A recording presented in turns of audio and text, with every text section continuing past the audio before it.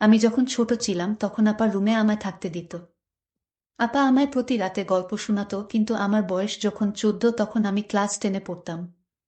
তারপর পর থেকে আমার আপা আমায় তার রুমে থাকতে দিত না। আপা বলতো, তোর এখন বয়স হয়েছে, তুই তোর রুমে ঘুমা।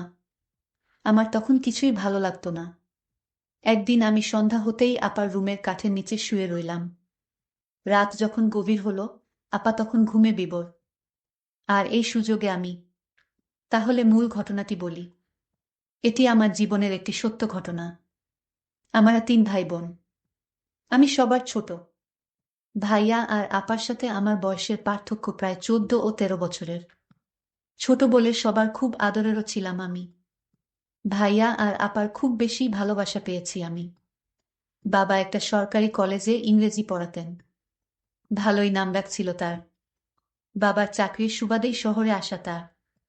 আমার মা একজন গৃহিণী। বাসা ভাড়া, পড়াশোনার ব্যয় বাবদ খরচ পড়তো অনেক। তাই বাবা বাসায় ব্যাচ পড়াতেন। অনেক স্টুডেন্ট ছিল বাবার। 4 কামরার ফ্ল্যাটের একটা কামরা বাবার পড়ানোর জন্যই ফিক্স ছিল। আমার যখন জন্ম হলো ভাইয়া তখন ক্লাস 10-এ পড়ে আর আপা সপ্তমে। আপা আর ভাইয়া সারাক্ষণ আমাকে নিয়েই পড়ে থাকত। আমি ছিলাম ওদের খুব আদরের ছোট ভাই। আমার সবুজ নামটা আপা আর ভাইয়াই রেখেছিলেন। আপার নাম সাদিয়া আর ভাইয়া রবিন। ভাইয়া অন্য সব ছেলেদের মতো বাইরে যেত না। কোনো আড্ডায়ও কখনো দেখা যায়নি তাকে। পড়াশোনায় ব্যস্ত থাকতেন সারাক্ষণ। আর বাকি সময় আপা আর আমাকে নিয়েই কাটত তার। আপা খুব শান্ত স্বভাবের ছিলেন। আপা অনেক সুন্দরীও ছিলেন। আগুন সুন্দরী যাকে বলে। আপাকে যে কোনো ছেলে দেখলে বিয়ে করতে চাইবে চোখ বুজে। বাবার মতো হয়েছিলেন। বাবার উচ্চতা, গায়ের রং, চেহারা সব আপার মধ্যে ছিল। ভাইয়ার মতো আপাও পড়াশোনায় ভালো ছিলেন। আমার আম্মা খুব সাধারণ একজন মানুষ। নিরেট ভালো মানুষও বটে। তার সন্তান আর সংসার নিয়েই তিনি পড়ে থাকতেন। আমি আর ভাইয়া বাবার হাইট ছাড়া বাকি সব দিক আম্মাকে নকল করে এসেছিলাম। আম্মার গায়ের রং কিছুটা চাপা ছিল। আমাদেরও তাই। বাবা ছিলেন প্রচণ্ড রাগী, গম্ভীর আর চুপচাপ একজন মানুষ। বাবাকে খুব কমই হাসতে দেখেছি আমি। ভাইয়া আমি বাবাকে অনেক ভয় পেতাম। তবে আপা বাবাকে ভয় পেতেন বলে মনে হতো না। বাবা আসলে আপাকে অনেক বেশি ভালোবাসতেন। আপা ছিল বাবার গল্প করার সঙ্গী। আপা বাবাকে রোজ সকালে খবরের কাগজ পড়ে শোনাতেন। বিভিন্ন খবর নিয়ে আলোচনাও করতেন দুজন। আমি আর ভাইয়া বাবার চোখ এড়িয়ে চলতে পারলে বাঁচতাম। তবে আম্মা আর বাবার মধ্যে খুব মিল ছিল। বাবা এত রাগী হওয়া সত্ত্বেও কখনো আম্মার সাথে উঁচু স্বরে কথা বলেননি। বাবা কোনো কাজ করার আগে আম্মাকে জিজ্ঞেস করতেন, রুনা তুমি কি বলো? এটা করলে ভালো হবে তো? আম্মা বলতেন, তুমি যা ভালো বোঝো তাই করো। আহা, তোমার কি মতো? আর আপা যখন একটু বড় হলেন, আম্মা বাবা দুজনই আপার সাথে পরামর্শ করতেন। আপা খুব বুদ্ধিমতী ছিলেন ছোট থেকেই। আমার বয়স যখন 8 বছর পেরোলে আম্মা অসুস্থ হয়ে পড়লেন। পরপর 2 বার অপারেশন করা হয়। আমার দায়িত্ব এসে পড়ে আপার উপর। সে বছর আপার আর স্কুলে যাওয়া হয়নি। 1 বছর গেপ হয়ে যায় আপার। মা অপারেশন এর রোগী, তার উপর আরও নানা জটিলতায় বেড রেস্ট-এ যেতে হলো তাকে। আপা তখন এক হাতে সব সামলাতেন। দাদাবাড়ির দিকে কেউ ছিল না। দাদা দাদি বেঁচে নেই আর বাবা একমাত্র সন্তান ছিলেন তাদের। আর নানু নিজেই অনেক অসুস্থ। অগত্যা আপাই আমার দেখাশোনা, মায়ের দেখাশোনা করতেন। বাবা একটা কাজের মহিলা রাখলেন, রান্না বাড়া আর বাকি কাজ করার জন্য। আমার খাওয়া, ঘুম, গোসল সব আপার দায়িত্বে ছিলে। মাকেও দেখতে হতো।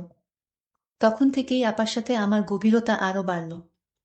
রাতে আপার সাথে আমি ঘুমাতাম, আপা আমাকে বিভিন্ন গল্প শোনাতো, আর আমি গল্প শুনতে শুনতে ঘুমিয়ে যেতাম। আপার হাতে ছাড়া ভাত খেতাম না। সারাক্ষণ আপার সাথেই থাকতাম। আপা আমার বিন্দুমাত্র অযত্ন করেনি। মায়ের পুরোপুরি সুস্থ হতে 1.5 বছর লেগেছিল। আমি ততদিনে আপার ভক্ত হয়ে গেছি। আপাকে ছাড়া ঘুম, খাওয়া দাওয়া, গোসল কিছুই হতো না আমার। মা সুস্থ হওয়ার পরও আমি আর মায়ের সাথে ঘুমাতে যাইনি। আপা স্কুলে চলে গেলে বারান্দায় দাঁড়িয়ে থাকতাম। কখন আপা আসবে সে অপেক্ষায়। মা আমাকে গোসলের জন্য নিতে পারতেন না। মায়ের হাতে খেতামও না। মাঝে মাঝে ভাইয়া বুঝিয়ে খাওয়াতেন। মায়ের অসুস্থতা মায়ের সাথে আমার দূরত্ব বাড়িয়ে দিয়েছিল অনেকটা। আপাও আমাকে ছাড়া বেশিক্ষণ থাকতে পারতেন না। স্কুল ছাড়া কোথাও যেতেনও না। আমাকে ছাড়া আপা কোনোদিন খেত না। আমি না ঘুমালে আপাও ঘুমাতো না। আমার মাথার চুলগুলো ছোটবেলা থেকেই সুন্দর ছিল। আপা খুব যত্ন করতেন আমার চুলের। আমাকে খাওয়ানো শেষ করে তবে আপা খেতেন। আপা তার হাত খরচ আর টিফিনের টাকা জমিয়ে রাখতেন। সে টাকা দিয়ে আমার জন্য জিনিসপত্র কিনতেন। আপা নিজে সাজতেন না কখনো, কিন্তু আমাকে সাজাতেন। আমি খুব চঞ্চল ছিলাম। সারাক্ষণ ছুটাছুটি করতাম। জিনিসপত্র নষ্ট করতাম। আপার জন্য আমাকে কেউ কিছু বলতে ও পারত না। আপা পাশে না থাকলে ঘুমাতাম না বলে আপা আমাকে ঘুম পাড়িয়ে রাত জেগে পড়তেন। আমাকে আপা রোজ একটা করে গল্প বলতেন। বলতেই হতো। তা না হলে জেদ ধরতাম ঘুমাবো না। আপার কাছে রোজ আবদার করতাম যতীন্দ্রমোহন বাগচির কাজলা দিদি কবিতা শোনানোর জন্য। কেন জানি খুব ভালো লাগতো। আবার কষ্ট হতো। বাবাকে ভয়টা খুব বেশিই পেতাম। বাবা যখন ছাত্রদের পড়াতেন তখন দরজার পাশে গিয়ে দাঁড়িয়ে থাকতাম। কখনো বাবার সাথে চোখাচোখি হয়ে গেলে দিতাম ভু করে দৌড়। পড়াশোনার হাতেখড়ি আপার হাতেই। একটু যখন বড় হলাম, স্কুলে ভর্তি হলাম, বাবা মাঝে মাঝে বলতেন তার কাছে বই খাতা নিয়ে যেতে। বাবা তার কাছে যেতে বললেই পেটে ব্যথার অজুহাতে শুয়ে থাকতাম। সেটাতে অনেক সময় কাজ হতো না।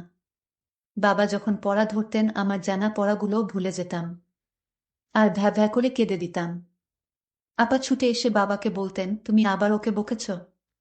বাবা বলতেন, আমি তো কিছুই বলিনি, ও এমনিতেই কাঁদছে। আপা আমাকে সেখান থেকে উঠিয়ে নিয়ে যেতেন আর বাবাকে বলতেন, থাক, তোমার আর ওকে পড়িয়ে কাজ নেই। যেদিন উক্ত ঘটনা ঘটত সেদিন রাতে আর ডাইনিং টেবিলে খেতে যেতাম না। ঘুমের ভান ধরে শুয়ে থাকতাম। আপা তখন রুমে এসে আমাকে শুনিয়ে শুনিয়ে বলতেন, আজকে ডাইনি বুড়ির নতুন একটা গল্প বলবো ভেবেছিলাম। কি আর করা, সবুজ তো ঘুমিয়ে গেছে। আমি তৎক্ষণাৎ উঠে বসে বলতাম, আপা বলো গল্পটা। আমি ঘুমাইনি। আমার কাণ্ড দেখে আপা হেসে গড়াগড়ি খেতেন। বাবা বা আম্মা কেউই কখনো আপার কথার বাইরে যায়নি। বাবা দেখতাম সব সিদ্ধান্ত নেওয়ার আগে আপার সাথে আলোচনা করতেন। আম্মাও তাই। আমি মোটেও আপা আর ভাইয়ার মতো হইনি। পড়াশোনার কাজ দিয়েও যেতাম না। সারাক্ষণ দুষ্টুমিতে ব্যস্ত ছিলাম। আপা টুকটাক পড়াতেন। একটু পরেই উঠে যেতাম। বই ছিঁড়ে কুটি কুটি করা ছিল আমার একটা অভ্যাস। পড়ার চেয়ে বেশি বইই ছিঁড়েছি আমি। ভাইয়া ততদিনে মেডিকেল এ চান্স পেয়ে চলে গেছেন অন্য শহরে। আপা বাবার কলেজেই পড়তেন। আমাদের বাসা থেকে খুব একটা দূরে ছিল না কলেজ। আমি বিকেলে বন্ধুদের সাথে গল্প করে বাড়িতে এসে দেখলাম, আপা, আম্মা, বাবা সবাই চুপচাপ। বাবা প্রচণ্ড রেগে আছেন, বোঝাই যাচ্ছে। আম্মা বারবার আঁচলে চোখ মুছছেন। আপাকে আস্তে করে জিজ্ঞেস করলাম, কি হয়েছে আপা? আম্মা কাঁদছেন কেন? আপা বললেন, তুই হাত মুখ ধুয়ে পড়তে বস। বড়দের কথার মধ্যে থাকতে হয় না বলেছি না। যা তুই। আপা, আসছি।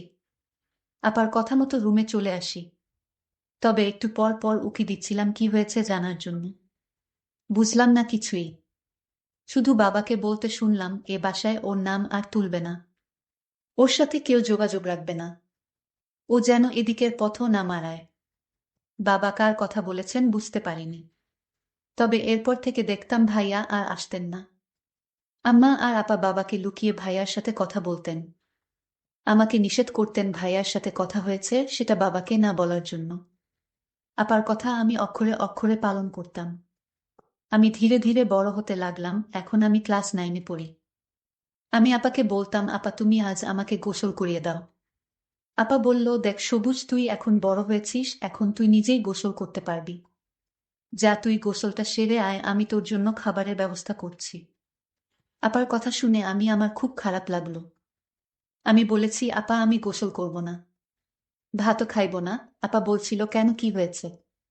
তুমি জানো না কি হয়েছে, ইদানিং দেখছি তুমি আমায় আগের মতো স্নেহ করো না। গোসল করিয়ে তারপর আমাকে নিয়ে ভাত খেতে বসতা। আর এখন কিছুই করো না। আমাকে তুমি দিন দিন দূরে ঠেলে দিচ্ছ কেন আপা? আমার যে তোমায় ছাড়া কিছুই ভালো লাগে না। আপা বলল, তুই বড় হয়েছিস, এখন তুই নিজে নিজে সব শিখে নে। 2 দিন পর তো আমি বাড়ি চলে গেলে তখন তোর গোসল খাওয়া দাওয়া তোর করতে হবে। আমি আপুর কথা শুনে আপাকে বললাম, আমি তোমাকে কোনোদিন বাড়ি যেতে দিব না। আমাকে ছেড়ে চলে গেলে আমি কিন্তু মরে যাব বলে দিলাম। আমি এসব বলতে বলতে কান্না করতে লাগলাম। আপা বলল, ঠিক আছে, কান্না করিস না, চল তোকে গোসল করিয়ে দেই। আপা যখন আমায় গোসল করিয়ে দিচ্ছিল তখন আমার কেমন জানি লাগছিল। আমার শরীরটা ঘামতে শুরু করলো। আপা জিজ্ঞেস করল, কিরে তোরে গোসল করালাম, তারপরও তুই এভাবে ঘামতেছিস কেন? আমি আমার ভাইয়ের কথা শুনে অবাক হয়ে হলাম। সবুজ এসব কি বলছে? সবুজ তো কোনোদিন এই কথা আমাকে বলেনি। আজ কেন বলল? আমি বুঝতে পারছিলাম ভাইয়ের মনে মনে কি চলছিল। যাই হোক, তাকে গোসল করিয়ে ঘরে এসে খাবার দিলাম। আমি বললাম, নে এবার খেয়ে নে। সবুজ বলল, না আমি খাবো না।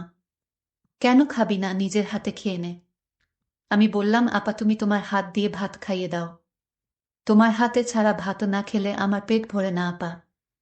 আমি আপার সাথে ঘনিষ্ঠ হতে লাগলাম। আর একটা সুযোগ খুঁজতেছিলাম, কিভাবে পাওয়া যায়।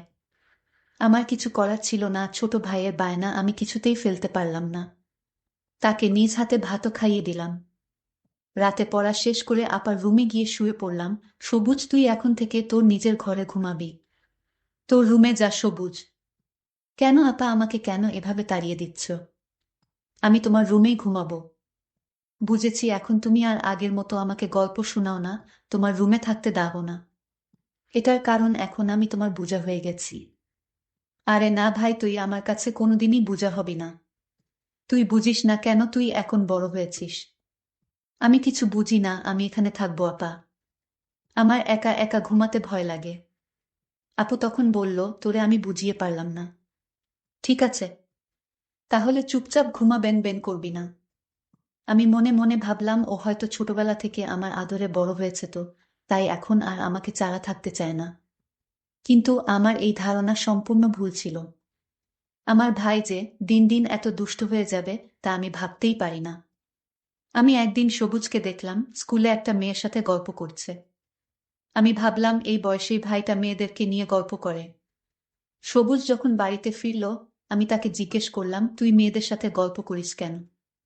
সে বলল, আপা আমি একটা অঙ্ক বুঝি নাই, আর তাই আমার বান্ধবীদের কাছ থেকে অঙ্কটা বুঝে নিলাম।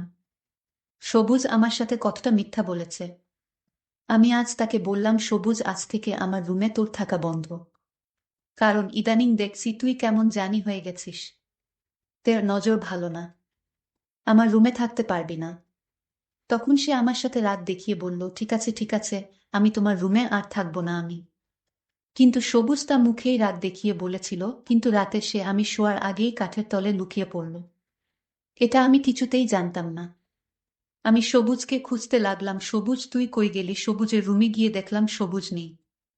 সবুজ তো আমার ঘরের কাঠের নিচে শুয়ে রইল। তা আমি দেখিনি। আমি মাকে জিজ্ঞেস করলাম, মা সবুজ কোথায়? মা বলল, সবুজ তো আজ তো বলে গেল তোর ফুফুর বাড়িতে যাবে, আজ আসবে না।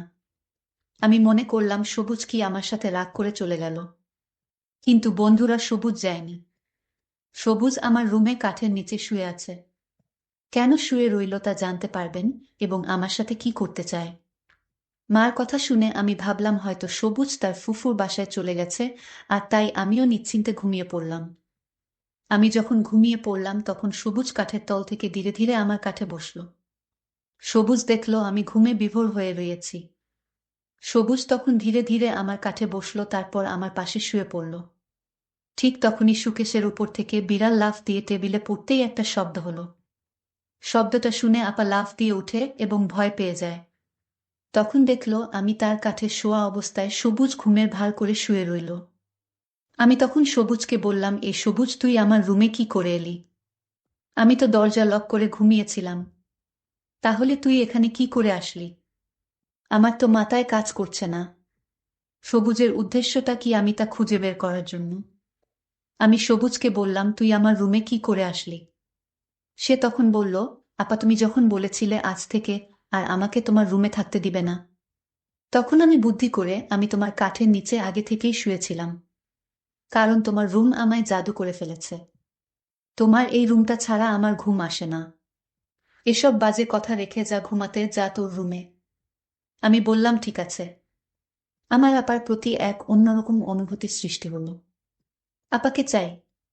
পরের দিন আমি ভাবলাম আজ আমার যে করে হোক আপার রুমে থাকতেই হবে। আর আমার হিসাবটা সেরে নিতে হবে। আমি আজ সন্ধ্যা হতেই আপার রুমে আগে থেকেই আলমারির পিছনে লুকিয়ে পড়লাম। কারণ এখন আর আপা আমায় তার রুমে থাকতে দেয় না। বলে আমি নাকি বড় হয়ে গেছে তাই। আপা তখন খাওয়া দাওয়া শেষ করে আপার রুমে ঘুমাতে এলো। রাত যখন গভীর হলো, আপা যখন ঘুমিয়ে পড়ল, আমি আলমারির পিছন থেকে আস্তে করে বেরিয়ে আসলাম।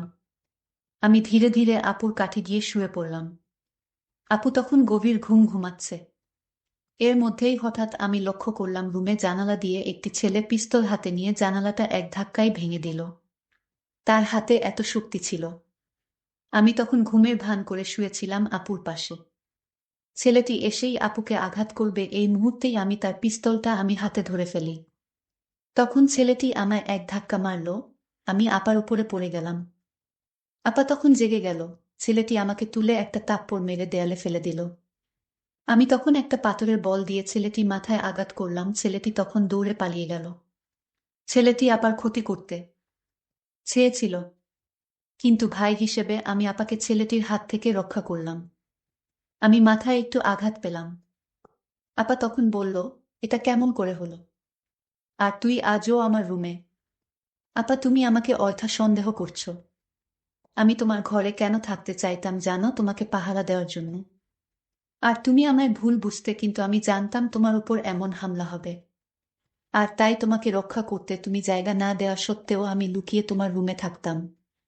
তার একটাই কারণ, আমি তোমার ক্ষতি হতে দিব না। তোমার যদি আজ কিছু একটা হয়ে যেত তাহলে আমিও মরে যেতাম। কারণ মায়ের আদর দিয়ে তুমি আমায় বড় করে তুলেছে। আমি তোমাকে ছাড়া কেমন করে থাকি? আপা তখন আমাকে জড়িয়ে ধরে কান্না শুরু করলো আর বলতে লাগলো, তুই আমায় এত ভালোবাসিস, আজ তোর নিজের জীবন বাজি রেখে নিজের বোনকে বাঁচাইলি। আমি হাও মাও করে কান্না করে বললাম, আপা আমি তোকে কিছুতেই হারাতে দিব না। যেদিন ওই ছেলেটি আমাকে হুমকি দিয়ে বলেছিল তোর বোনকে বিয়ের প্রস্তাব দিয়েছিলাম, আর তাই তোর বোন আমাকে থাপ্পড় মেরেছিল, এর প্রতিশোধ আমি তোর বাড়িতে গিয়েই নিব। আর তখন থেকেই আমি তোমার রুমে থাকতে চেয়েছি, কারণ আমি জানতাম ওই ছেলেটি যে কোনো সময় রুমে এসে তোমার ক্ষতি করতে পারে। আর তাই তোমাকে পাহারা দেওয়ার জন্যই আমি তোমার রুমে তোমার বিনা অনুমতিতে থাকতে চেয়েছি। আপা গর্ব বলল, প্রতিটা ঘরে ঘরে যেন তোর মতো ভাইয়ের জন্ম হয়। বন্ধুরা, আজকের গল্পটি কেমন লাগলো তা অবশ্যই কমেন্ট করে জানাবেন। আর এরকম নতুন নতুন ভিডিও পেতে আমার চ্যানেলটি সাবস্ক্রাইব করে পাশে থাকবেন। ধন্যবাদ।